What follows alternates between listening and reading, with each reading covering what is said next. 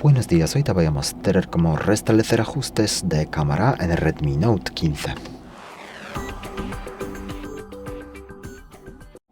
Para empezar abrimos la aplicación Cámara y luego pulsamos este icono aquí en el centro para ver más opciones más abajo. Y aquí podemos acceder a ajustes de cámara, entonces pulsamos ajustes. Y aquí tenemos ajustes de foto, vídeo y generales. Pasamos entonces a general y aquí más abajo pasamos a otros ajustes, la última opción de aquí. Bueno, y ya está. Ya podemos desde aquí restaurar ajustes predeterminados. Entonces pulsamos aquí, pulsamos luego aceptar aquí a la derecha. Bueno, y después de eso los ajustes ya se han restablecido. Muchas gracias por ver el vídeo, dentro comentario abajo, suscríbete al canal. Hasta luego.